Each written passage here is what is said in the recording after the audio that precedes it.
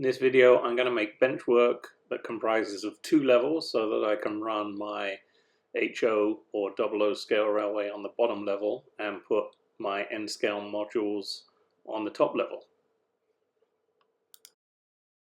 Starting with assorted lumber, made a lower level, an upper level benchwork, and added legs. I like to add levelers to the bottom of the legs so I can adjust the height of the benchwork. I'm using a Craig jig for making the benchwork itself. I find it easy to adjust any mistakes after the fact because the screws are on the inside of the module, and if you want to move anything around you just need to undo the screws, slide the wood and reattach the screws again, and nothing's visible from the outside.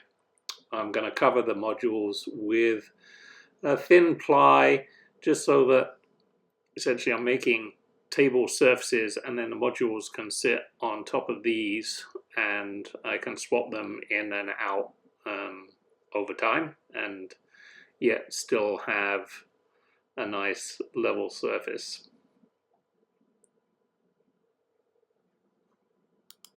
So after making each of the box frames, I attach them to the legs, and obviously it's really important to make sure it's level. You can see here that I need to add some bracing in order to get the ends of each of the modules to be nice and level. The bottom level of the 2 tiers was no problem at all because it's sturdy and flat on the legs, but the top level is unsupported, so we're using some offcut supply, made some triangular pieces and attached them, and that just strengthened everything up and allowed me to keep it nice and level.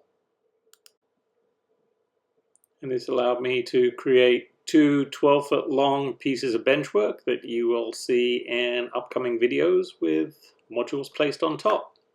Thanks for watching.